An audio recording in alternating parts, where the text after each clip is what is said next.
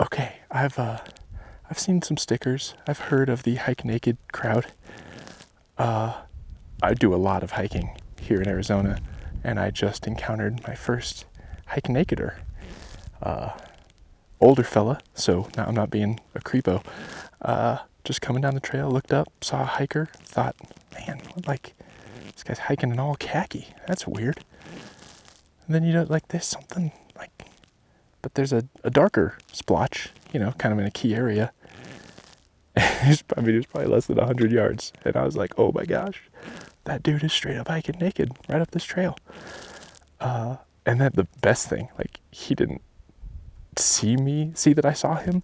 Just, I looked up the next time, and now I see this naked butt running down the trail up around this bend. And I just keep on hiking. And then he reappears magically wearing a little pair of blue running shorts. Just straight up acted like nothing happened. More power to him. It does give me pause that I can see his truck parked at the trailhead right now. And I think my truck is parked behind some bushes, or it's stolen, because why would you park at a trailhead with a truck there and still just come hiking in here naked as a jaybird? Either way, definitely the most eventful part of my morning. So I'm going to continue my nice easy hike, and of all the things I thought I'd encounter on the trail, that was not it.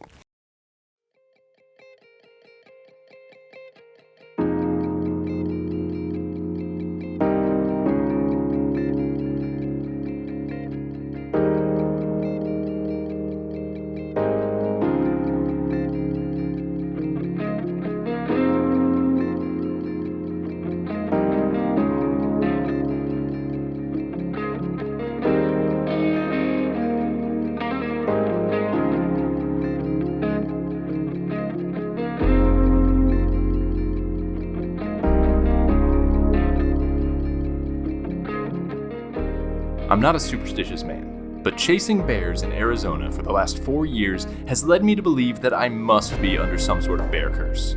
I spend a lot of days in the field, hunting a lot of different critters, and things go wrong on bear hunts that never plague me on any other hunt. Broken vehicles, bad weather, injuries, illnesses. It's like all of creation conspires against me in favor of the bears. And when things aren't going wrong, I still just can't seem to find these elusive bruins. But for some reason, this has only fueled my obsession and reinforced my belief that finally harvesting a bear is the only way I'm gonna break this curse.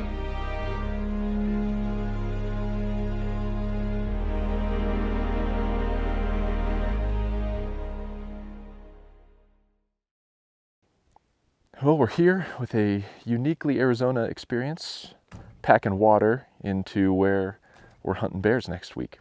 So it's most of the places out west you hunt. This isn't even a thing, but it's something we get to do here because you just cannot count on finding a reliable water source. So Josh and I were supposed to head out tomorrow to go stash our water.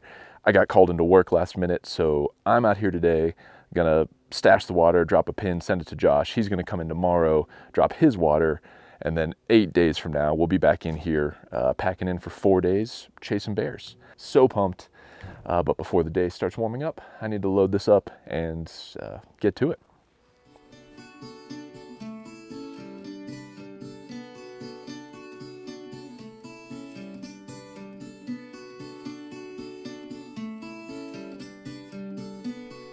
Josh and I both stashed 4 days worth of water by where we planned to camp, and even took extra precautions to make sure it would go undiscovered for the next week. After my run-in with the hike naked guy, we were reminded that you just never know who might be wandering the wilderness. We knew it was a bit early in the year for bears to really be moving around that much, but the chance to get out into the backcountry and start glassing was well worth the low percentage shot we had of spotting bears. We packed in a few miles, set up our base camp, and got to work behind the glass.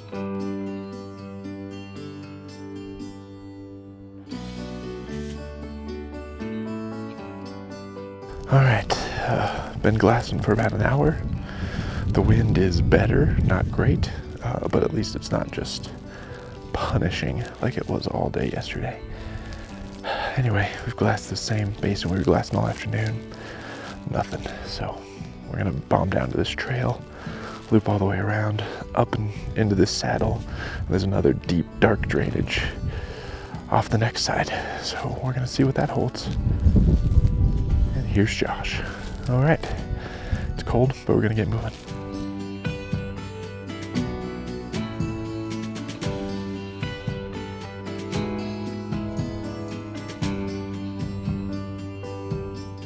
We have officially spotted bears. First glassed up this big, brown, beautiful bear. Way out there. Got real pumped. Started to think about how would we get over there, and then saw her cub. So, nothing we can do about it except watch them and admire. But, as my buddy Josh always says, or has just now said, where there are some bears, there are more bears. So, we're gonna keep staring at them because they're mesmerizing, and then get back to picking this country apart and finding a bear we can actually make a play on. It's amazing how quickly everything changes. Unfortunately, those would be the only bears we'd see in those 4 days. But we saw some killer new country, shared a bunch of laughs, and knew that there was plenty of spring bear season ahead of us. We packed back to the truck, committed to getting it done somewhere else.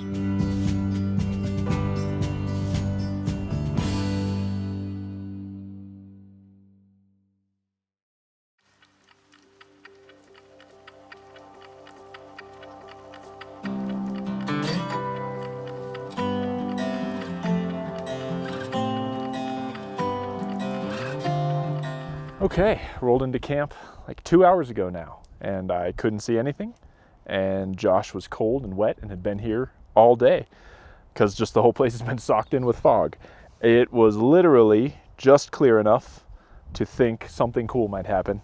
I had my pack on my back, and Josh, my weatherman, informed me that there was some stuff moving in. So we're gonna hang out for 10 minutes, see if this blows past or through or whatever. You can see like bright sky beyond this gray where we want to be glassing. So hopefully in 10-ish minutes we are hiking out on our way to glass for some bears. Yeah, I like that.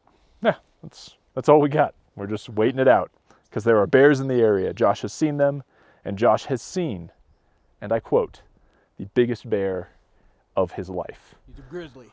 He's the last grizzly in Arizona. Josh found him. I found him. And we're going to chase him down as soon as the stupid clouds roll through.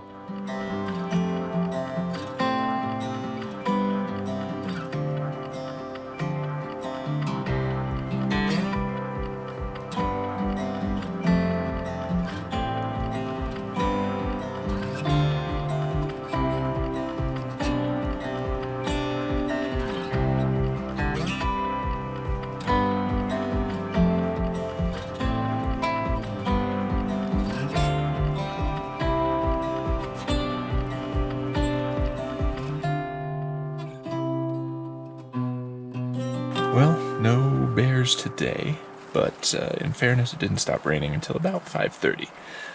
So there was only really a couple hours of actual likelihood they'd be around. Saw a ton of bulls, and that's awesome. It's always great to see them. One who is going to be a monster. He's already gigantic, and it's May.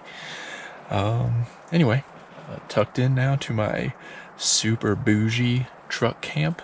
This is just a quick tour, make everyone dizzy. It's a teepee, because that's how I roll. But like sleeping on a cot, I'm pumped because it is cold and rainy, and I haven't been warm since I got here. Anyway, got the cot, the whole 9 yards, so I am stoked for a comfortable, warm night up off the ground. I love the backcountry thing, but it's nice when you get to just kind of have a few creature comforts. Anyway, gonna turn in, getting up early tomorrow, get out and just spend the whole day out on that glassing point, just waiting for some bears to pop out.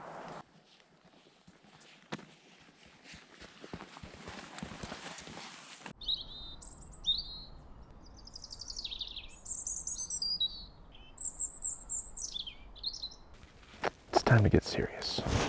This is the third day I've been out here. Josh has been out here a couple more days than that. The last 2 days have been kind of a train wreck, all weather related, but first day was just rain and fog basically all day. Yesterday was insane winds, like the strongest winds I've ever been in, for sure. And to try to get out of the wind, we went and tried some new spot, and it wasn't good. It was not a good spot, and it was a terrible hike. Anyway, we are back in the spot where bears have been.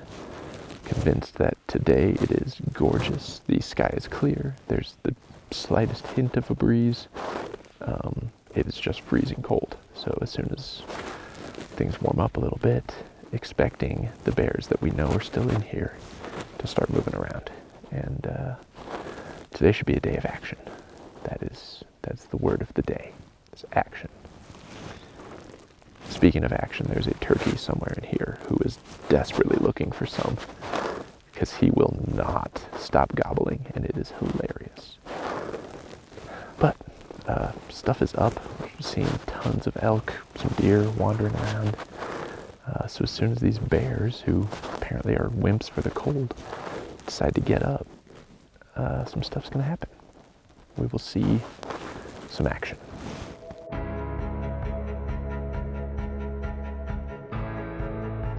We put in a full 14-hour day glassing those drainages and still didn't turn up a bear.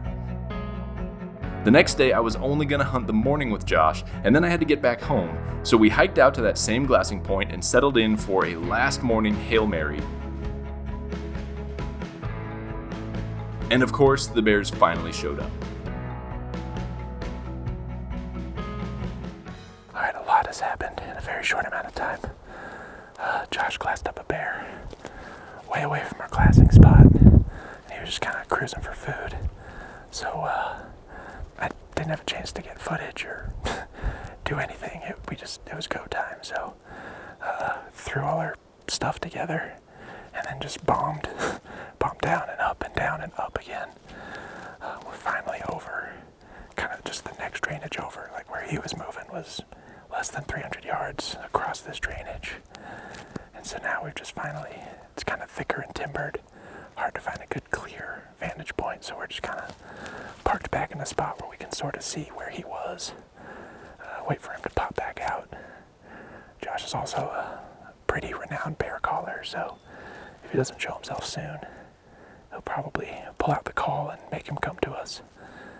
We're also not far from where Josh saw Juggernaut, which is the name of the massive red boar he saw before I got here. So Josh is not going to be sad if that guy comes cruising in either. Either way, tired but pumped. Finally caught a break.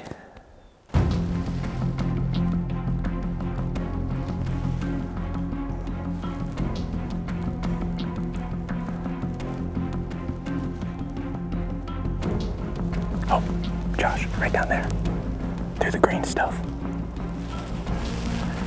He just went past this broken down stump. Yeah, he's down in the aspens.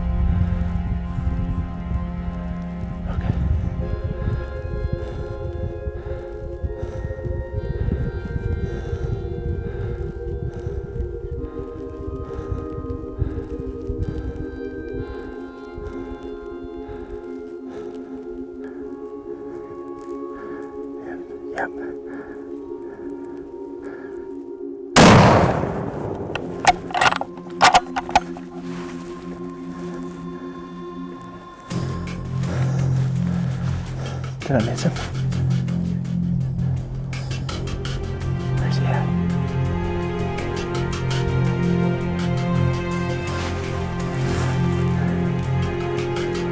He's behind a tree.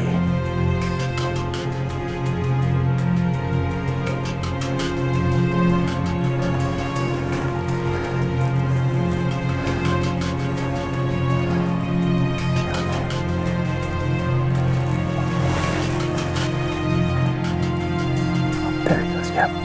That's him.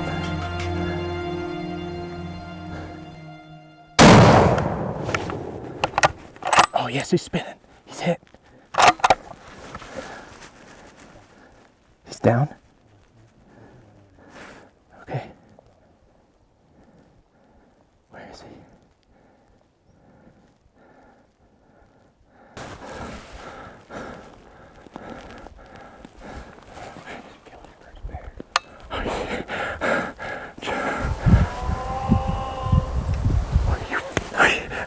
Josh,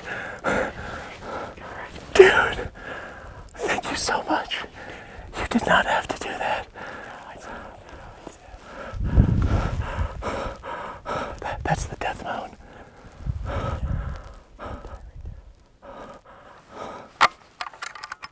Oh, sorry. Okay, weapons clear.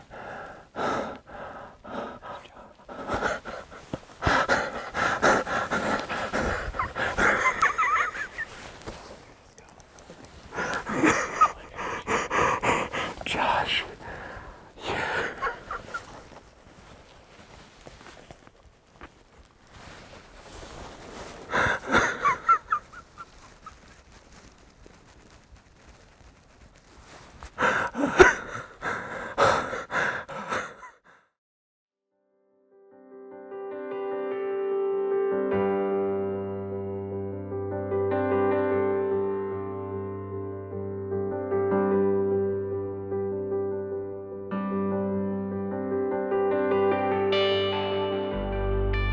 There's a wave of emotions that wash over you when you harvest any animal.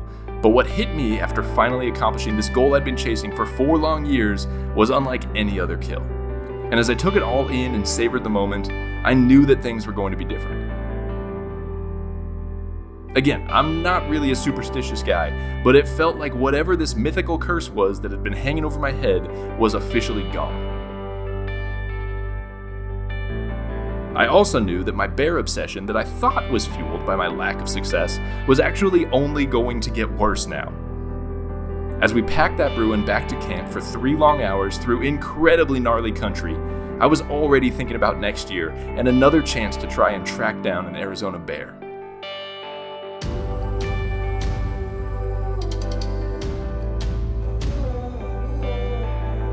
There are few things that fuel a man quite like accomplishing what feels impossible, and I think we're our most authentic selves when we take on nature and prevail.